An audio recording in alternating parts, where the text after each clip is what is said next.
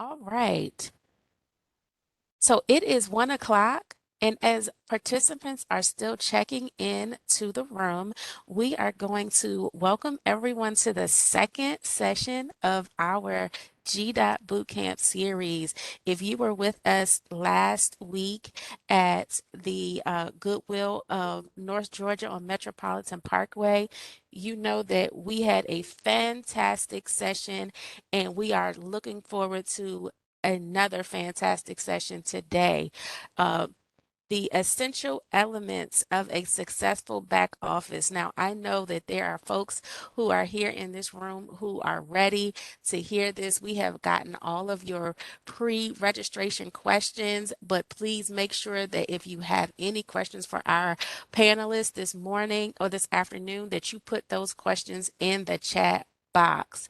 Uh, we will be monitoring the chat box for any comments as well as the Q&A box for those questions and answers. So make sure that you are utilizing those options. If you need to know where those are, at the bottom of your screen, there is a little word cloud box.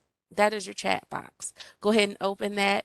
Drop a hello in there for our panelists so that they can see you and say good morning to you as well. Make sure you put your firm name and the services that you provide there too. We want to know who you are and what services you're providing to the industry. So, without further ado, I'm going to go ahead and introduce our speakers for today. First, we have Romaine Lewis, who is going to be our moderator for today's panel. Romaine is the president of SRL Enterprises and has been in the supplier diversity industry for over 20 years. He has worked in the public and private sector in New York, California, Florida, and Georgia, helping to implement diversity, EEO, and civil rights programs and initiatives on several large projects throughout his career. Mr. Lewis's goal is to eliminate the frustration in the diversity field by pairing clients with executive level professionals who strategically design and customize plans utilizing innovative approaches with proven results. Welcome, Romaine, and thank you for agreeing to moderate this panel discussion this morning. Thank you for having me. Appreciate it. Next is Miss Sharon Douglas. Sharon Douglas is the owner of Potieri Construction. Miss Douglas, am I saying the name of that firm correctly? Is it Potieri? Oh, Potieri Construction, providing multi-tier services in industrial, municipalities, commercial, private, and heavy highway construction.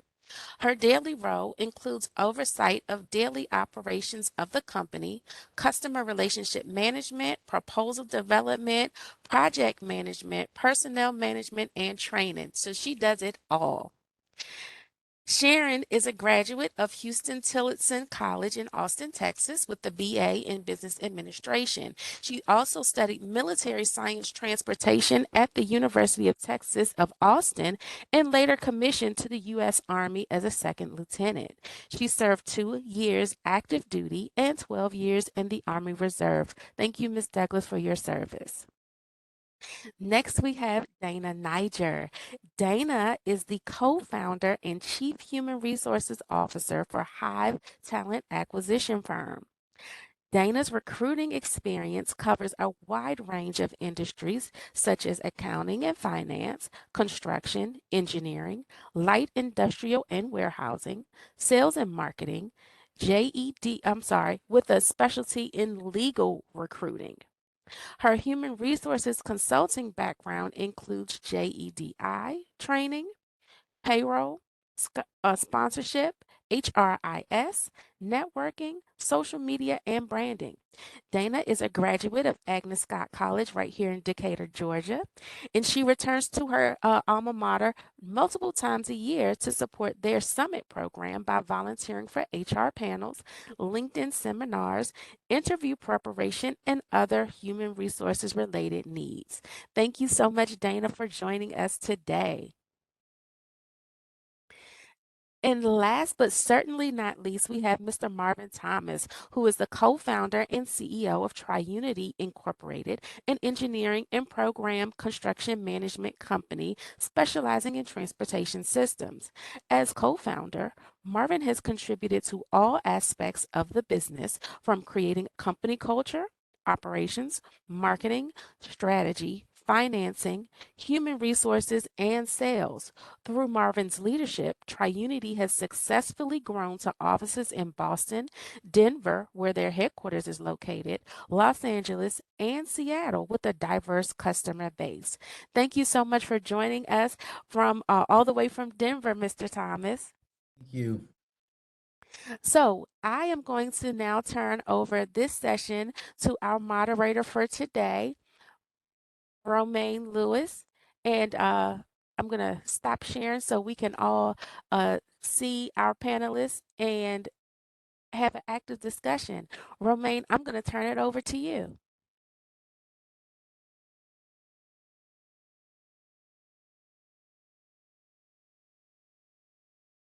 He's still muted. Yeah, there we Okay, go. got you. Thank you very much, Kiana, and I would like to thank all the attendees that took time out to join us this afternoon. As stated earlier, my name is Romaine Lewis, and I'll be moderating today. We have a few questions that we have for our panelists, and then after that, we're going to transition to the questions submitted from the attendees, and after that, we'll have an open Q&A session. So, first question that we're asking today to the panelists, let's basically start by setting our baseline. What specific roles fall under back office support? And we're going to start with Dana. Thanks, Romaine. So that's a really great question because it's important to know what it is you're dealing with and the kind of people you're going to need for those roles.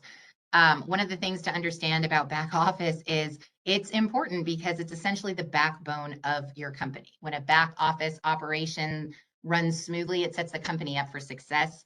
It also boosts productivity and helps keep costs as low as possible. So it is important to have a solid back office with the skills necessary specifically for back office.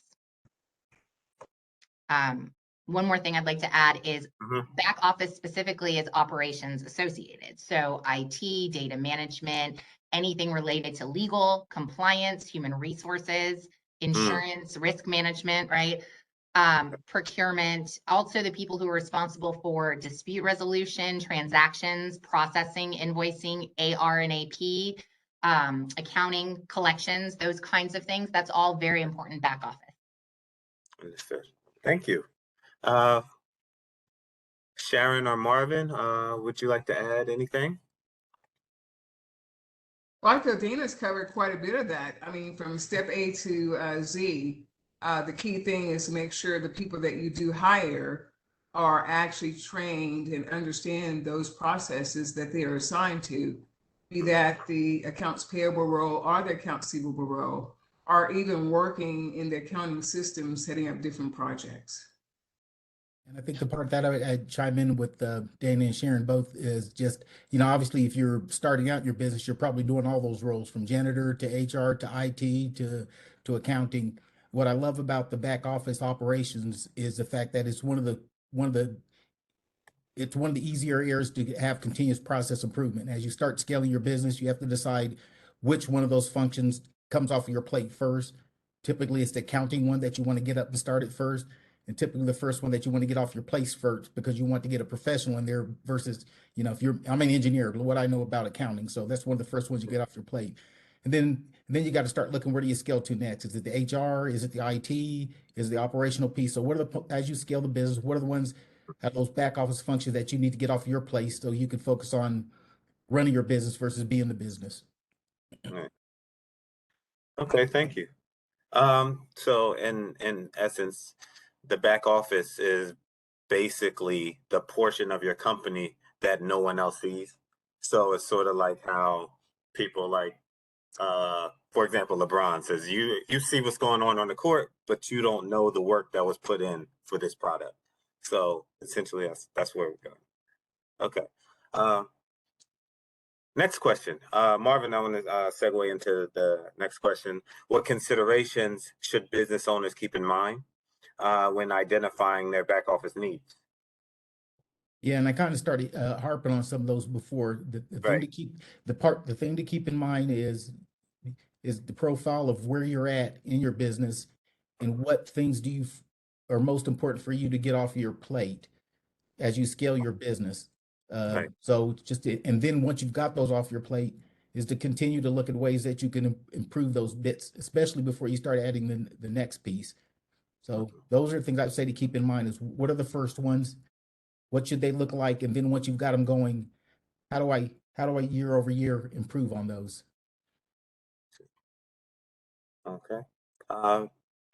Sharon, Dana.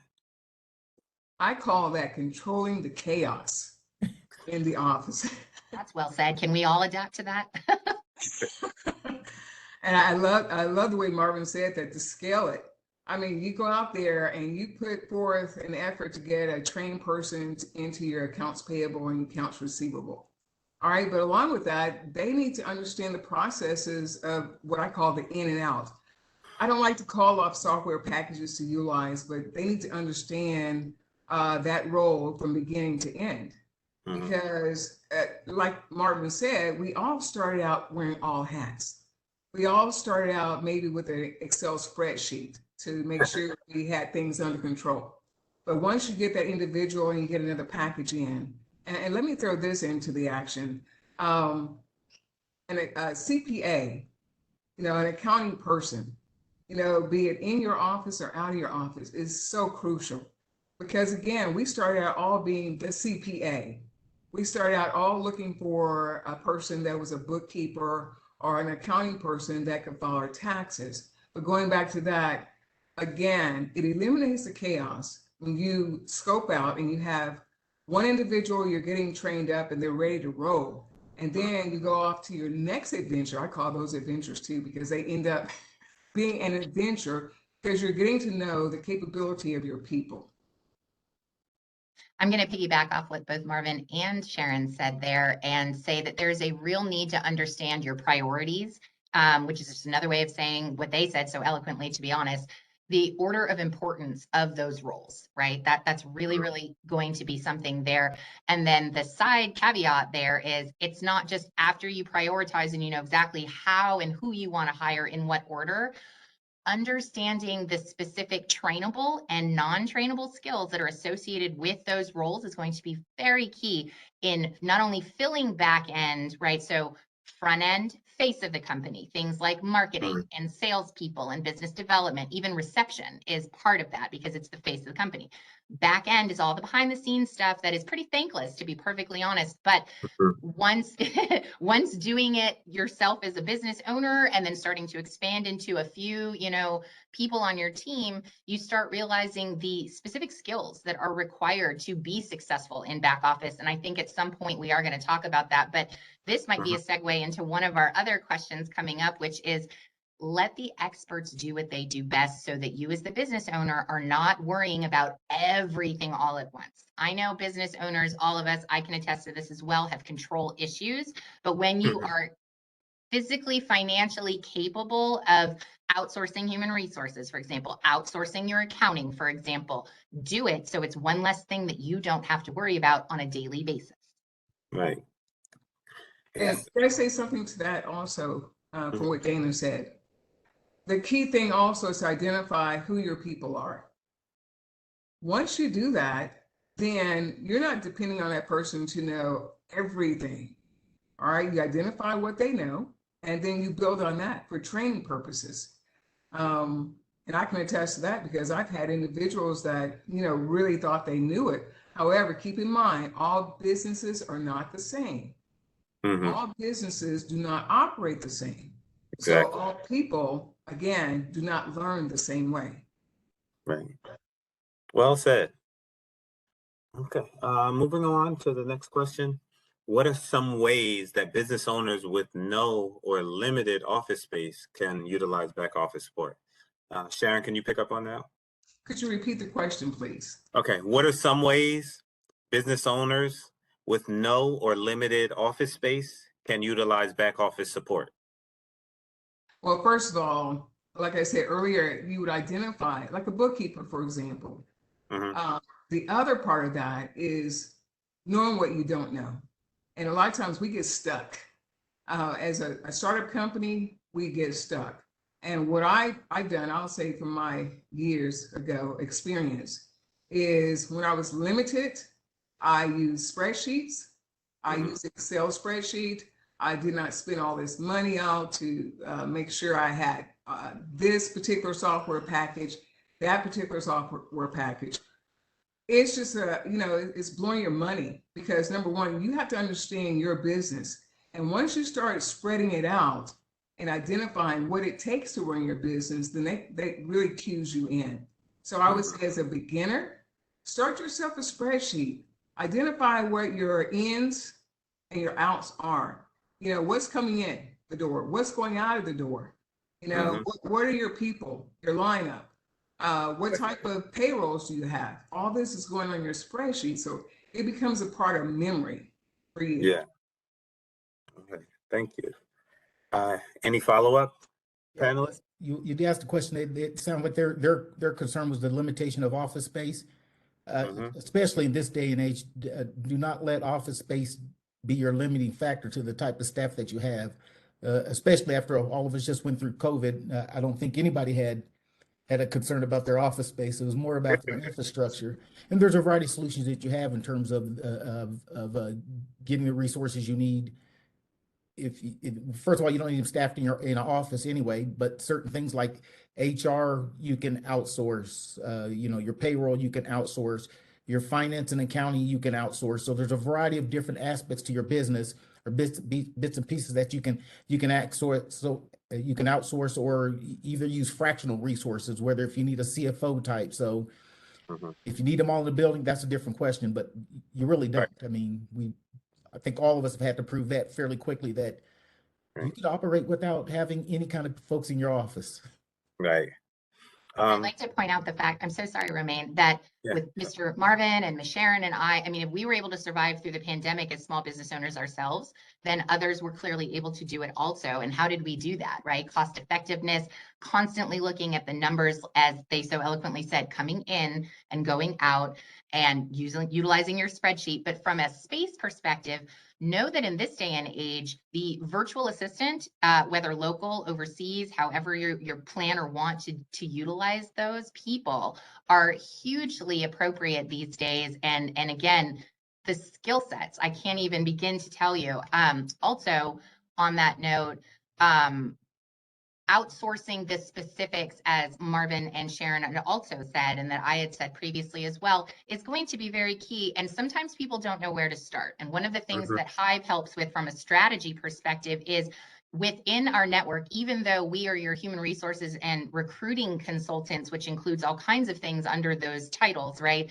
From the perspective of the research and resources associated with all those other very, very important little things out there, we have those people in our network to provide you those resources. You want to be introduced to IT administrators. You want to be introduced to other kinds of training, soft skills, for example, if that becomes a big thing for you. You want to be introduced to other things outside of the office, the accounting side, for example, unless you're ready to hire that internally. But I think the level that we were talking about was beginning stages before you actually know what's going on and how much money you're actually going to be making. So just keeping that in mind, it's about perspective on outsourcing for sure. Thank you. What I was about to do is I was about to ask you to basically say what you said. So, because I'm glad it worked out. we have someone on the panel that actually can help out with that. Okay. Well, to piggyback on that question, and it was said by a few, the benefits of outsourcing. I guess that's what I was going to ask you, and I guess you covered that very well. So, unless you want to add something else there. Okay. So this question wants everyone to share some best practices for creating and maintaining a successful back office. Dana, could you start us off, please? I will. Thank you, Romaine. And I'll start us off with those required skills that we kind of mentioned earlier. And then I think that Ms. Sharon and Mr. Marvin will take it home from there. But those particular skills that help you thrive and become incredibly successful in back office are things like people who take initiative and in measuring their own performance, right? Think Oprah. This is one of the things I love about her, that she's been very transparent over the years from the perspective of, I always reevaluate, go back and look at myself and look at all the work I've done. Where did I go wrong? Where could I improve? What did I do right? And everything gets evaluated. And those kinds of people are key in back office situations. I have never been a proponent or a person who stood up only on solely on education. So some people feel it's necessary to have a degree. I'm going to go ahead and disagree with you there and say if the skills are there and the years of experience are also there, there's potential regardless of the degree. But oftentimes people feel that the degree is necessary. I'm going to go ahead and tell you as a professional in human resources and recruiting that I disagree with that again, because the degree does not make the person, just so we understand, right? Hands-on experience in office executive spaces. If they've literally never been in an office space, and I don't mean physically, right? Because virtual. Let's make sure we're very clear on that. If they've never been involved in that kind of work, if they don't know how to share documents back and forth, if they don't know what Outlook and Calendar are, for example, this is not going to be a good fit at first. When you have the time and the ability to train, and I bet Sharon and Marvin can attest to this as well, then yes, you can spend time training potential. But at that point, already having those skill sets are going to be key. Organizational skills is really one of the last ones that I want to discuss from the perspective of the tools that they use, how they organize their day, time management. And I will add on, there are very specific psychological questions that you can ask in interview processes. Hive can provide these for you from the position of being able to identify the right answers that you're looking for in those interview processes. Thank you. Sharon, would you wish to follow up? Dana covered a lot there. It is Did so, she? yes, she did. It is so important that we identify, number one, where are we today? Not only today, but every quarter. I'm evaluating, I may walk through the office and my assistants are covering some things or doing something. And I would just walk by the desk just to see what they're doing. But I don't leave it there. Maybe a week later, I'll ask a question. What were the processes that you used to get? And again, that gives an open door to them discussing what they've actually learned.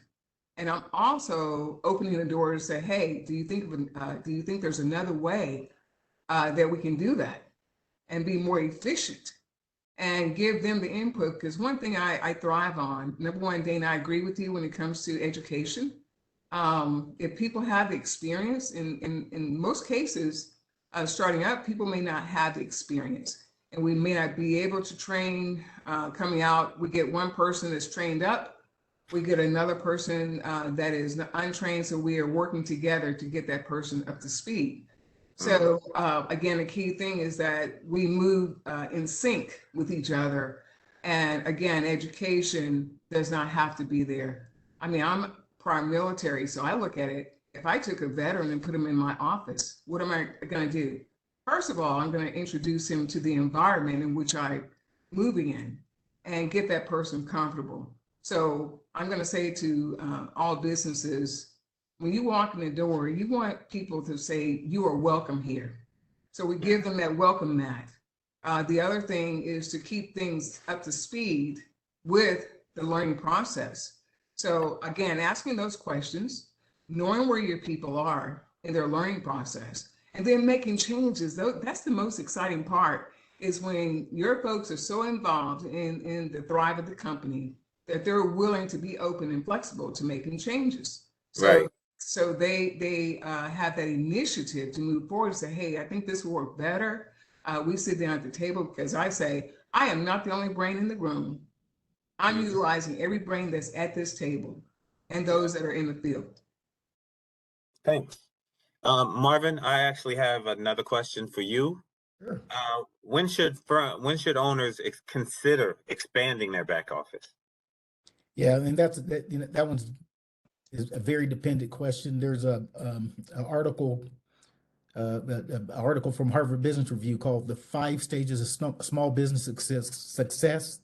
5 stages of small business success that I encourage every small business to get and keep that close to you and go back to it from time to time, because you will find yourself at different points in time on it. Uh, as you're as you as you're scaling your business, you got to evaluate what are the next important pieces for you to take out of your hands, because the ultimate goal, I think most of them who are starting out a business, is you are the entire business, and the goal is for you to stop being the business and start running the business. So what are the key functions? And it's going to be different for each company. What are the key functions that you need to get out of your hands and put in other people's hands? I started off as an engineering firm, so it was highly important for me for an extended period of time to be the billable person out there generating business. It was very important for me to quickly get off of my plate because I know nothing about accounting, was that accounting piece. I taught myself spreadsheets and then I had to start teaching myself QuickBooks. And it didn't take long before I realized I don't know anything that I'm doing at all. So it became very apparent very quickly to get that off of my plate. So it's really good. That's going to be different for each business.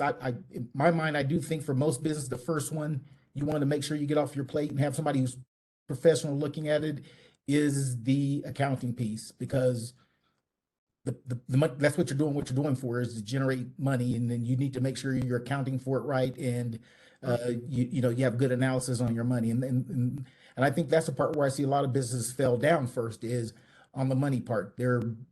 I've seen even technical firms who are out bidding work and they're not making any money on it and don't realize that. Right. So that would be my first put, is regardless of your size, figure out a way to get somebody professional to help you go through those numbers, set up your chart of accounts, know what your expenses are, know what your revenues are, and know that if you're actually making money or not. Yes. Thank you. Dana, would you like to follow up?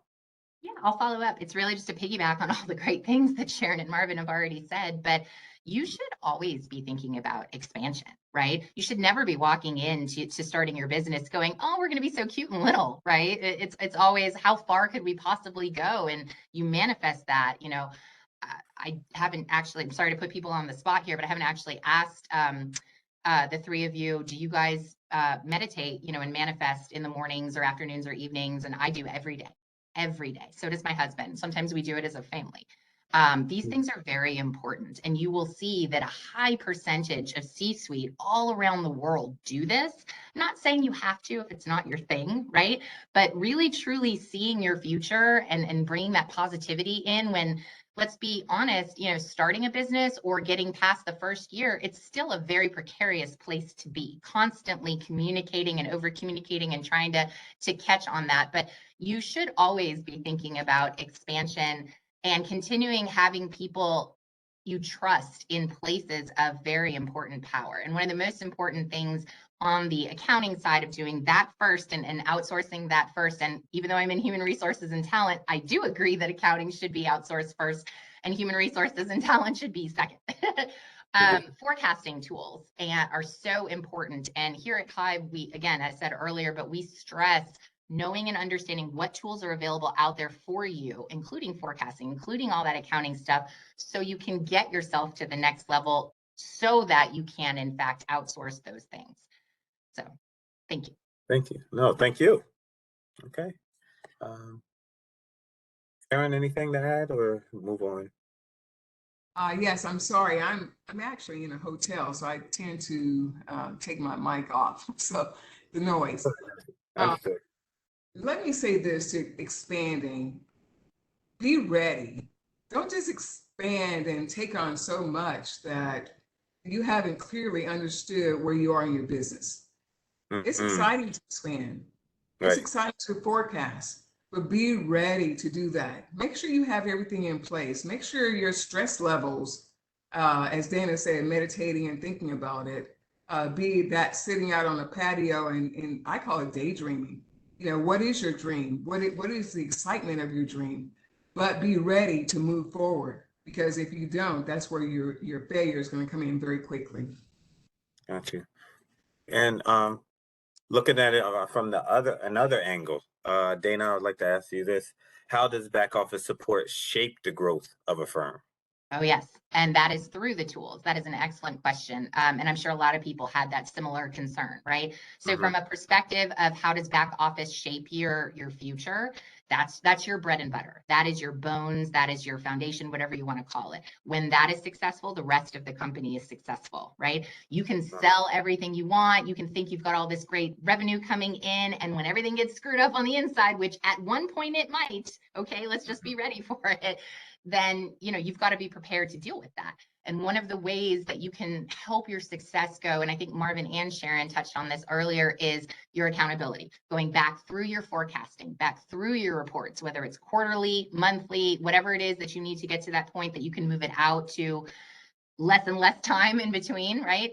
Looking at Mm-hmm. all of those and understanding what those numbers mean. How much revenue is coming in? How much money is going out? How many expenses are we covering with this, with that, et cetera, et cetera? All of our salaries compared to our contracting and our non-employees and things like that. You have to look at all of that so that you can determine. Don't be one of those owners, and I think Sharon and Marvin will agree with me on this, who's like, yeah, whatever, that's your side of the business if you have a partner or a number one behind you, right? Yeah. You have to know stuff. And I admit wholeheartedly, and people who know me on here know, I am terrible at basic math. Okay. Thank goodness my business partner is not. And she's very good at it. And we yin and yang with each other. So the other thing that I'd like to kind of bring in is if you're considering going into business on your own and you have no interest or don't want to bring in a business partner, be sure that first hire that you make is someone who yins to your yang or whichever way it goes, right? Mm-hmm. And that is your exact opposite in business. That is going to be very key for your success. That is crucial. Good point. Romaine, I just chime in just like a house is built on a strong foundation, will Mhm. survive the test of time. A business that you make that investment in your back end will allow your company to kind of grow and thrive. Uh, it frees up your frontline management, gives them the focus and ability to go out and do the things it takes for you to deliver the business that you're in. Mm-hmm. So it's the foundation. It really is the foundation of business that allows us frontline folks to go out there and do the delivery part of it. So it's crucial. It's crucial to the business. Yeah, and it's a part of the business that people don't realize how important it is before they get started with the business. And Could I add something to that yeah, also? go ahead. Mm-hmm. Something we haven't spoken about is we got to involve IRS into the situation. We've got to know when we start putting together our spreadsheets and everything, we've got to know what it takes to break it down. Yeah. Where there are the allowances that are Right. involved. I always tell my mentees that there are 941s and there's an understanding of what 941 mean to you as a business owner. Mm-hmm. There are 940s and you need to understand that. And again, the process, I look at, I say I don't like to call software packages, but I use Google Suites because then I can go into Google Suites and let me tell our audience, it doesn't cost a lot at all, but you will get so much out of that, not just communicating like we're communicating right now virtually. You communicate virtually to your folks in the field. You communicate as far as your spreadsheets. You communicate with your IRS documents right there in hand. If you want to share it, you share it. But again, we've got to include IRS because IRS can take us out of business. If we don't pay them, oh my God, our business will go down. So from an HR perspective and so forth, we've got to make sure we put them in the equation. Right. Exactly. Okay. We're going to close this section out here of the program with the next step. So this is a question for each panelist. What is your action charge for attendees leaving this discussion? So before this is over, what do you want them to take from this? Let's see, Marvin. Yeah, what I want you to take from this is remember those 5 stages of small business growth. Take a look at where you're at. And remember, the goal is to constantly evaluate where you're at and then what your next needs are and where you can make your improvements at. Your first step may be putting HR in place or putting accounting in place. Next year, how do you improve that? What are the things that didn't Right. work well? Did you invoice good? Were you great about it doing your collections? Figure out those few things. that you can improve on each cycle, Those are the ones I want you to take away, regardless of where you're at. Mhm. Pick the few, make improvements, move forward. Thank, thank you. Dana? Yeah, thank you. Here's what I want. I want everyone to click on that Calendly link and set up a 15-minute consultation with High Fountain Acquisition Firm about your back office regarding Right. human resources and talent. Because here's the thing, I'm going to add this in really, really quickly because we didn't actually touch on this. When you are starting to expand and you're starting to hire, the fastest way, other than through the IRS, right, Sharon, of getting yourself shut down with a lawsuit from a discriminatory claim is if you don't have processes, policies, and procedures in place for they might not seem that important to you at the time, but they are incredibly important as far as the life and the livelihood of your business. Catch a Mm-hmm. lawsuit for discrimination in a hiring process and see if you last, right? The likelihood will be no. That person will unfortunately take you out because you didn't give them a good candidate experience. That's where Mm-hmm. we come in and we make sure you're good to go before you even start hiring. That way, when people come in, they get hired the way and they get trained the way they're supposed to be. So everybody else coming in and it's a smooth, streamlined process based on your company culture. Where's this link you're talking about here? Oh, I put it in the chat. Okay. It's a Calendly link and it's just 15 minutes of your time. Okay. If you see my name pop up, don't be surprised. I won't be. Thank you. Okay. And Sharon. Yes, I would say to our audience, set up your spreadsheet. Know that your company is not the same as everybody else or every other company. Know who you are. And by setting up that spreadsheet, that means you may draft several spreadsheets until you get the right one that fits you. And that's from start to finish. That's from your income, your payouts, the people that you have in your staff, the materials you buy, the tools, and everything. I'm saying take a hold of where you're starting and be sure that everything is listed. So you're not missing everything. That's all the way down to your taxes. So therefore, you're building what we call our financial sheet, our financial budget. Right. Okay. And what I would like to add for the takeaway is to understand being successful does not have to be overwhelming. There are resources available and tools available to cover back office essentials as well as people, even on this in data, I should say, basically, that can contribute to your company's success. Okay, so from here, we would like to open up the portion of the program that deals with audience questions that we received prior to the event. Okay. So, Go ahead. oh, Romaine, I can kind of toss those out because I think I have there's a few that I think we want to include you and your perspective as well on that conversation. So, Audience questions? yes, and from the audience questions. Yeah, yeah. Yeah. Okay. So we'll start with what advice can you offer on determining how many administrative staff a company can afford? And that's for any member of the panel. It's hard for me to say how many they can afford.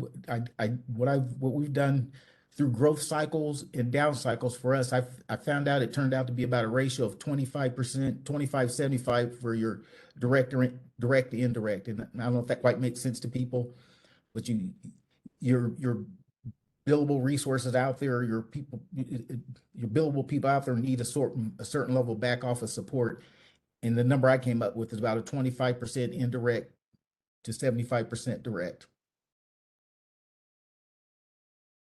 I'll comment on that as well. Marvin, that is excellent. Thank you so much for putting that math out there for the people who don't understand the math. And I will piggyback off what Marvin said. And sorry, I'm pointing this way because he's like that on my screen. I'm so sorry. But I will piggyback off what Marvin said. And I will say one of the most important things involved in looking at what things are going to cost, right? Is you know how much money you have, salary assessments at least every year. And I'm bringing that up now because within a 6-month period this year, at a time in our economy where 5 generations are all working together at the same time, which hasn't happened in ever, right? We're talking about different varying salaries, right? And in all different industries and all different arenas. And thanks to some of the younger, more recent generations, asking questions that most of us, I don't want to age anybody out, but I'll be honest and say I'm Generation X. And so the generations after X that have come have done a very good job at not just following the standard norm, but asking questions and saying, I'm coming out of school with these skills. You need them. So instead of offering me some barely livable wage, thank you, I'm going to know my worth walking into this interview process. God love that. And because of these younger generations, the ones of us who now are a little bit more experienced in our careers and maybe more senior in our careers should actually be thanking them for raising our salaries at this point. So I'd like to say from that perspective, in this day and age, it is very important to do salary assessments as a firm-wide, company-wide situation. And that is one of the things that Hive offers. And it should be for everybody on everyone's list at some point, at least once a year. When it comes to my operation, I know my background mainly is 80% heavy highway. I evaluate how many contracts I'm taking on in particular quarters. And I've been around the business long enough. I've been around it for 27 years, so I can pretty well average how much an individual can actually accomplish on different contracts. So our business is split. Each admin may have up to 4 customers that they deal with, and that's dealing with everything from setting them up in the system to tracking certified payroll to whatever the case may be. So therefore, when I surpass those 4 contracts that are coming in that quarter, then I know it's time for me to add someone else because I do not want anybody dropping the ball. Understood. Great, great, great responses. So we are getting some questions in the chat. So I'm gonna jump over to those really quick. So Dawn W asks, is there a formula for identifying human resources?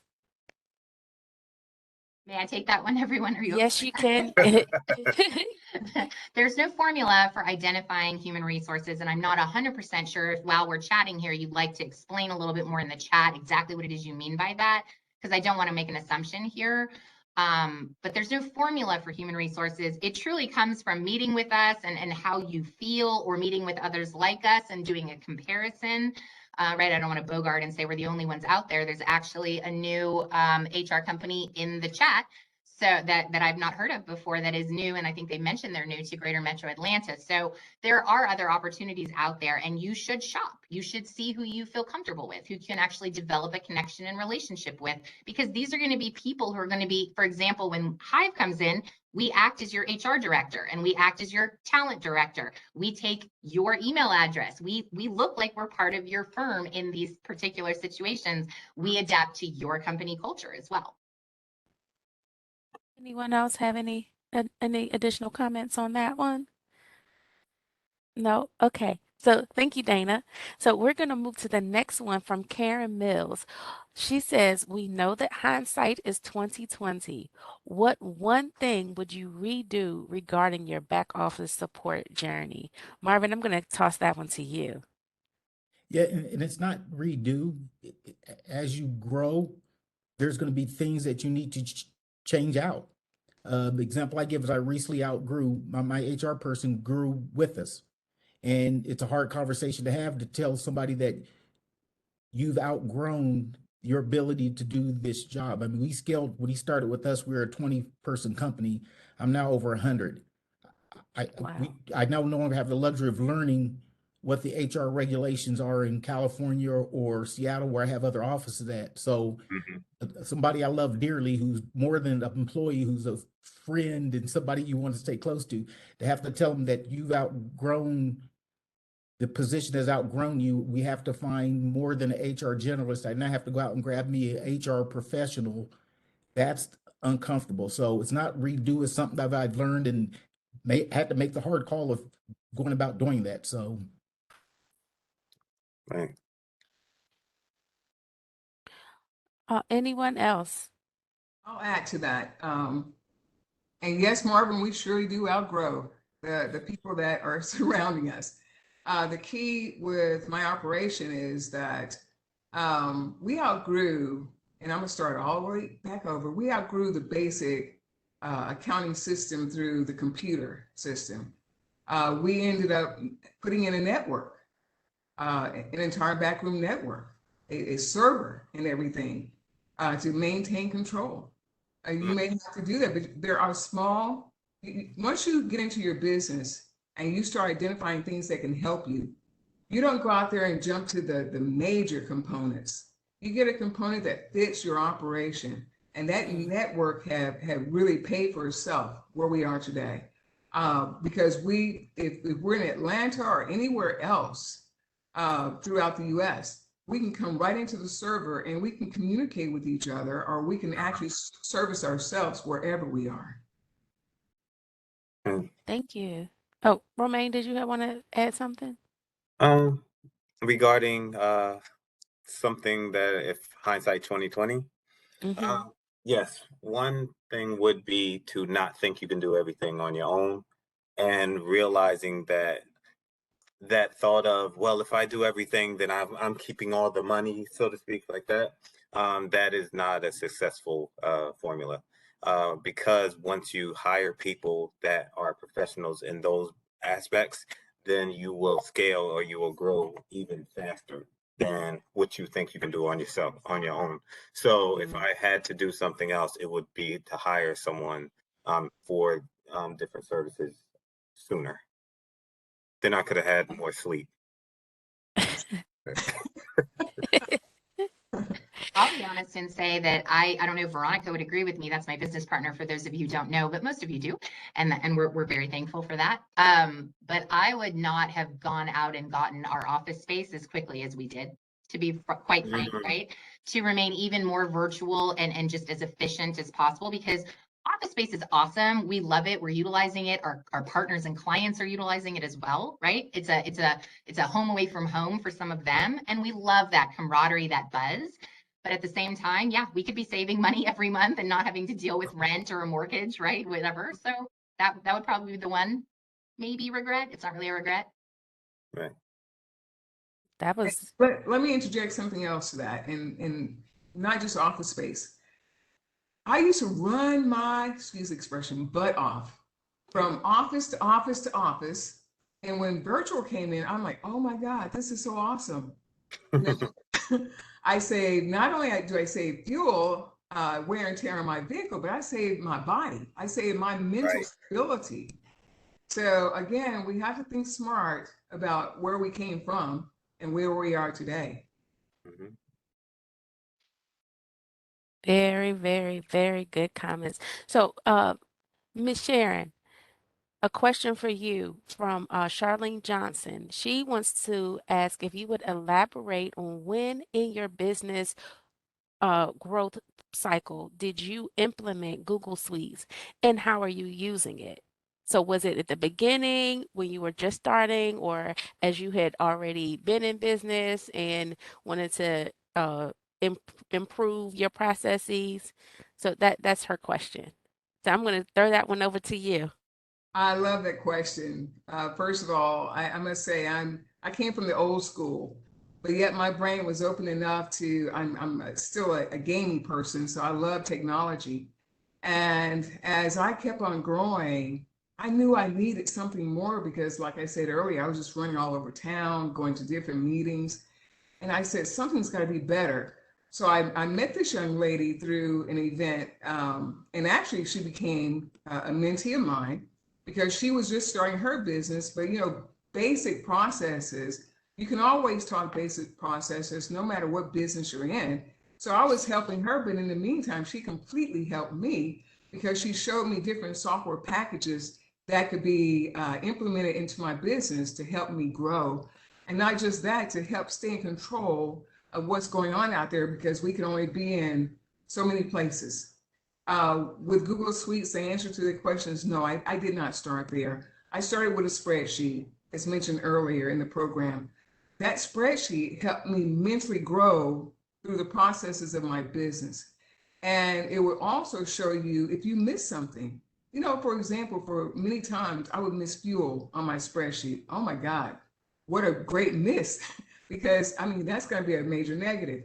But again, to Karen, I actually started spreadsheet, and then I went total computerized, in my spreadsheets, and I would develop those spreadsheets.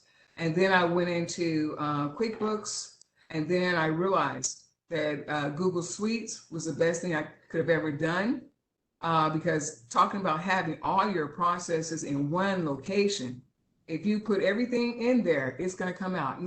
I don't believe anymore in garbage in and garbage out. It is good things to go in so good things can process out and build your business. So I'm saying Google Suites.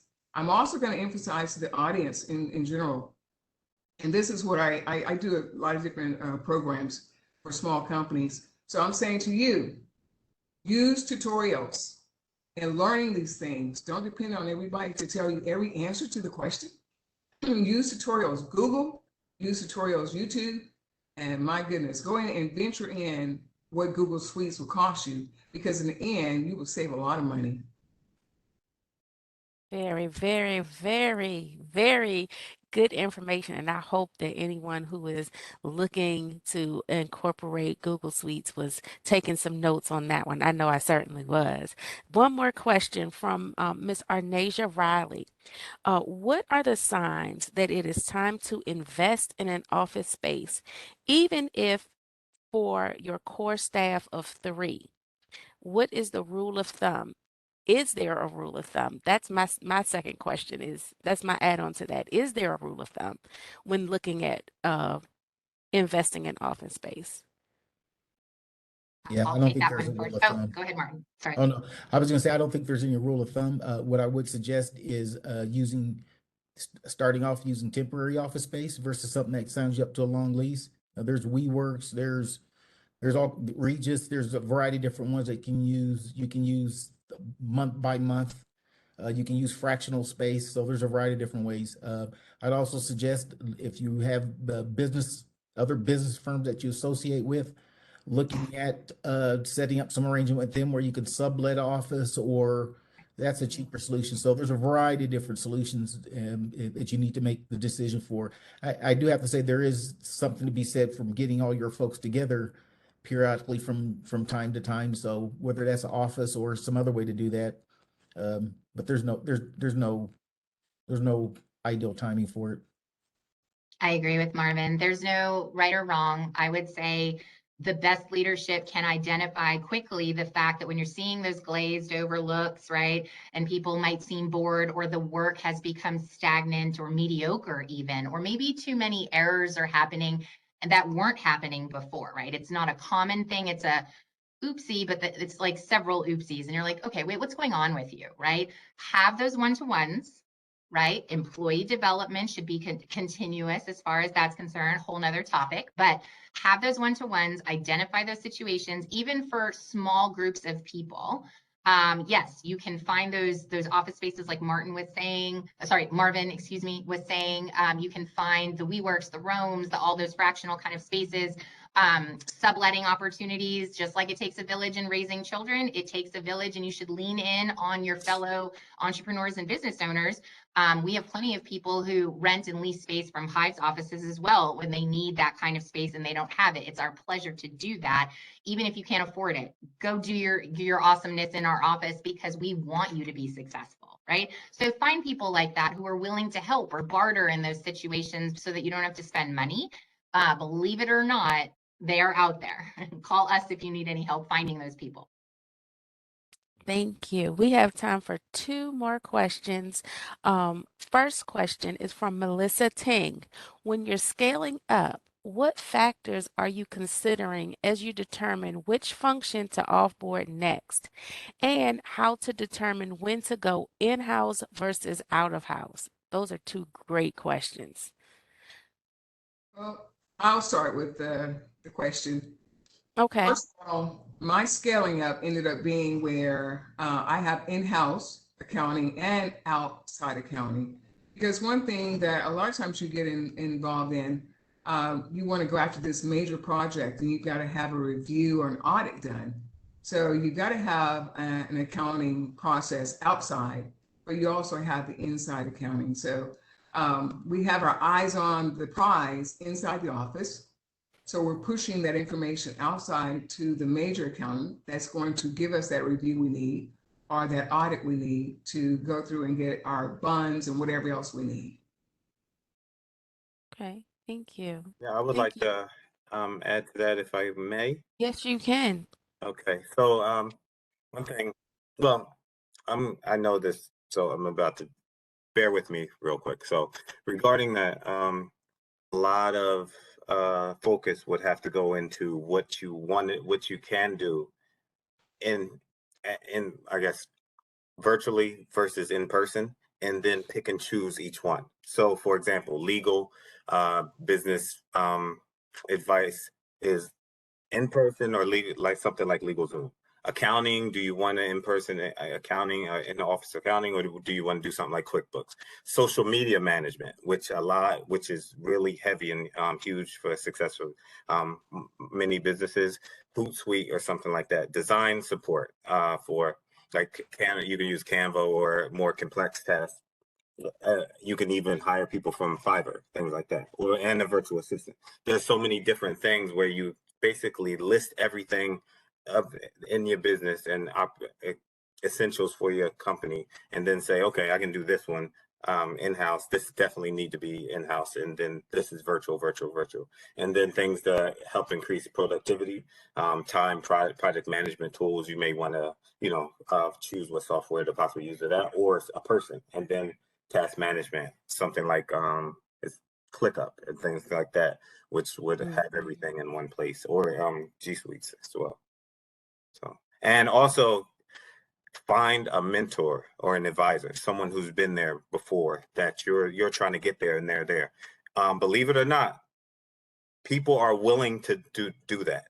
People are willing to mentor you because they understand what you're going through and where you came from, and that's where they came from. So having a good business network and professional organizations and things like that also have a mentor as well.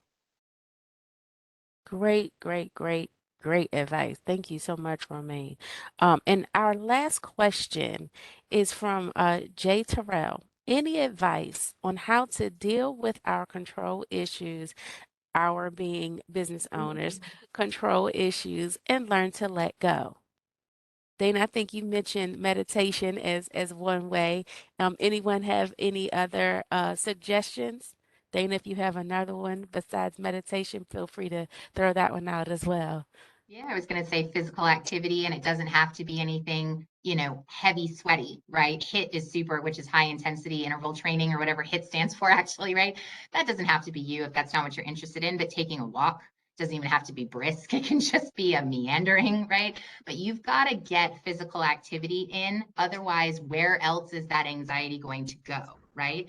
We need to get that out physically, expend it somehow. So it could be physically active in some kind of sport or in the gym or yoga or whatever the case may be, but somehow you need to do it, even if it's reading, right? And make sure you remember your 20-20-20 rule. When you are focused on computers or books and physically reading things, every 20 minutes, look 20 feet away for 20 seconds. The 20-20-20. It keeps everything in here less stressed. And the other side of that situation is that, first of all, we have to remember that you're not the only brain. That's what I focus on. Coming out of the military, I felt like I was pretty rigid, straightforward, and did not let people in. And then I took this master's course called Human Resource Educational Technology, where you understand how people learn. And I came down to the point where I said, I am not the only brain. So why would I exhaust myself to a point and not realize that I've got people around me that can add to me? So again, to release yourself from having so much overpowered energy, just say, I am not the only brain at this table. You can sit there in front of your folks and you can think it. I am not the only brain at this table. Everyone have an opinion to voice, and I'm the person to listen to those opinions. Yeah, and for me, it gets back. It's a little bit of what Sharon kind of mentioned. I call it military mentality. I served in the Air Force for 9 years, and that mentality is next man up. If my goal is to build a sustainable business, that ultimately means one day I got to be planning for me to be gone. If I plan for me to be gone, I have to always be in the process of identifying the next few people to come up to different roles, not just mine. So I'm trying to have a bunch of folks who know different roles and responsibilities and take on different roles of responsibility in the company within a period of time. What that means is not only do I have to give them those roles and responsibilities, I have to give them responsibility, the accountability, and authority to make those decisions. So I've got a Yes. crew of folks. I've got several of them that I think are CEO level who can take this on for me. And I've already put out the announcement to my folks in, 2026. I'm doing something different now. I never tell them what that means, but what I'm doing is preparing the battlefield to tell them I'm no longer CEO. It's one of you all who's going to be the next CEO because my butt's Okay. moving on, you know? So, and that's just preparing them for the long haul of the business. If it's going to be a sustainable business, that other people need to learn different skill sets and they need to be prepared to take it on. And that takes stress off of me. This gets back to the self-care issue that Dana talks about, whether it's meditation, exercise, or whatever. And it helps me to control my control thing, which is I'm making sure everybody else does their thing. So, Right. Yes. Um, I would like to piggyback off what Marvin just said. You have to identify what your end game is. Mhm. If you have control, which everybody does, have I want to do this, I want to make sure this, that, the other. Are you going to do that in 15 years? Do you see yourself still there doing that? Because if that's the case, then you are going to have uh diminishing health. Trust me. So, what you need to do is have an end game. I believe Marvin said it earlier, was, your outlook, what you want to do in a year or 2 years, and see where that leads you. And then if you're and that's the issue that I had, and that was my drawback, is the looking back, I should have hired someone sooner.